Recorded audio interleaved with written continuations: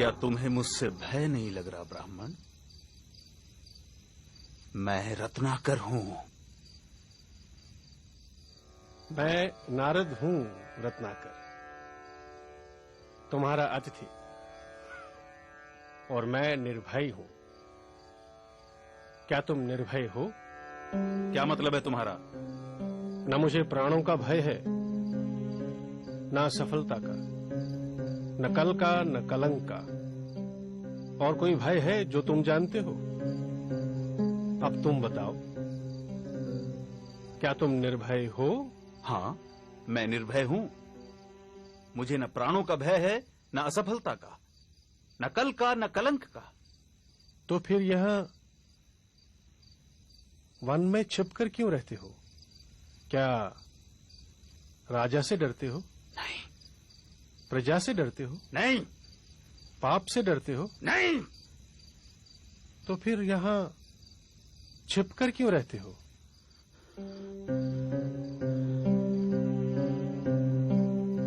उत्तर मैं देता हूं। पाप करते हो और पाप से डरते हो।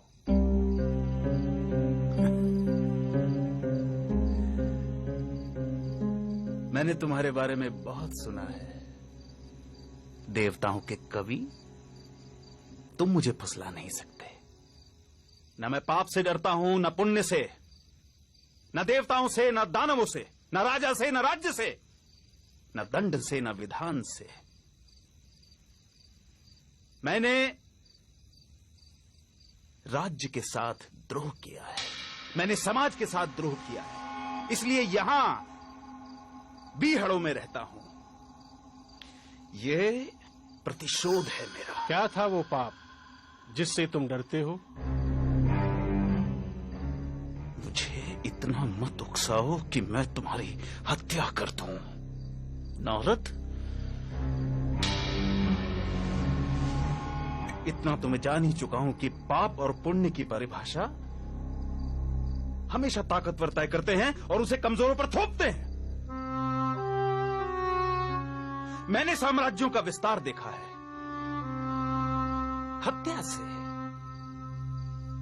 बल से, छल से। मैंने वाणिज्य का विस्तार देखा है, कपट से, अनीति से, अधर्म से। वो पाप नहीं था। मैं सैनिक था,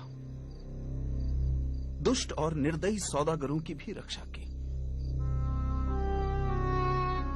वो पाप नहीं था। युद्ध में हारे हुए लोगों की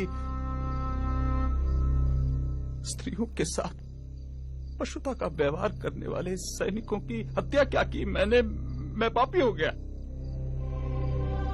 राजा, सेना और सेनापति का अपराधी हो गया मैं। क्या वो पाप था? दूसरों का पाप अपने पाप को सही नहीं ठहरा सकता रत्नाकर। मैं पापी नहीं हूं। कौन निर्णय करेगा? वो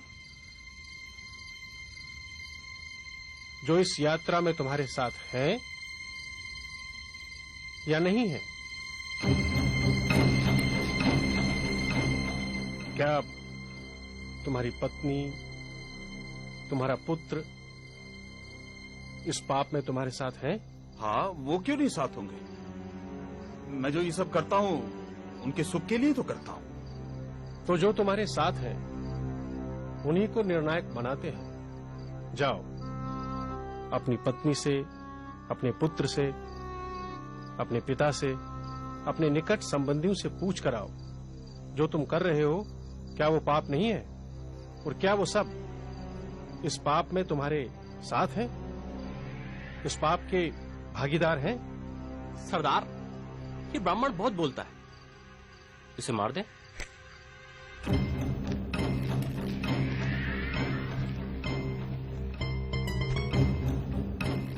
नहीं,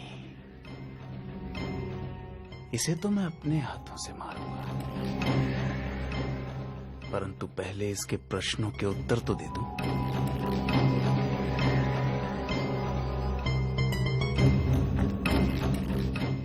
मेरे आने तक इसे बांध कर रखो।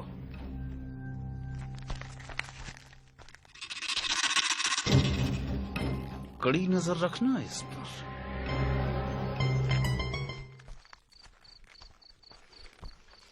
रत्नाकर, बेटा आज बहुत जल्दी आ गए तुम। कोई मोटा आसामी हाथ लगाए क्या?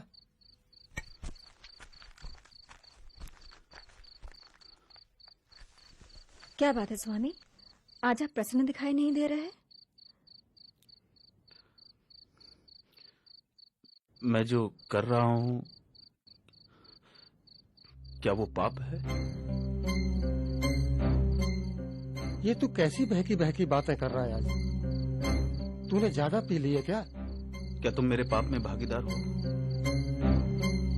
ये तू क्या पूछ रहा है?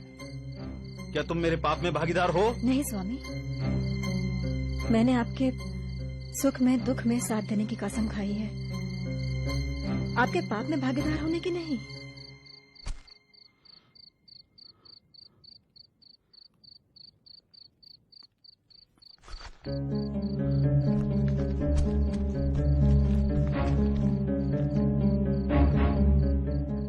पिता, आप?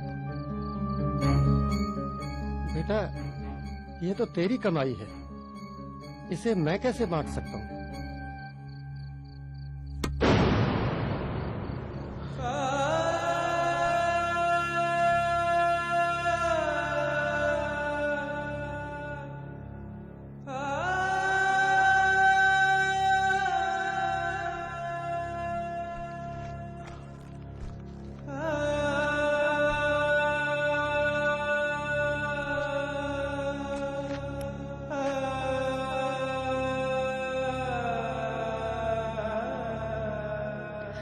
आपका पथ शुभ हो स्वामी।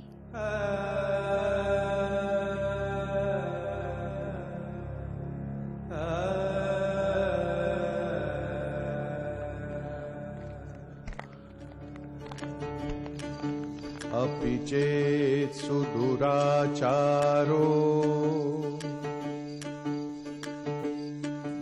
भजते मामनन्यभाक् साधुरेव समन्तव्यः सम्यग् व्यवसितो हि सः।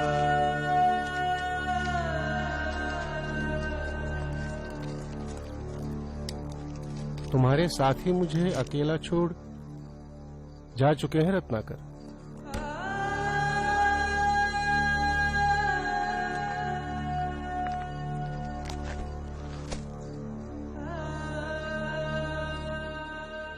क्षमा देवर्षि,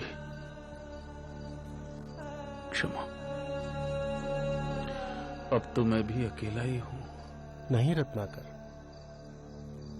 तुम ही अपने मित्र और तुम ही अपने शत्रु हो।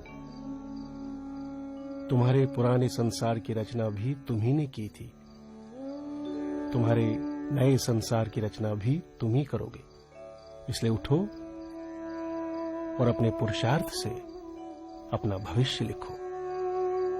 राम राम, तुम्हारा पथ शुभ हो। जयति जगति मायां यस्य कायाधवस्ते वचन रचनमेकं केवलं चाकलय्य ध्रुवपदमपि यातो यत्कृपातो ध्रुवोऽयं सकलकुशलपात्रं ब्रह्मपुत्रं नतोऽस्मि।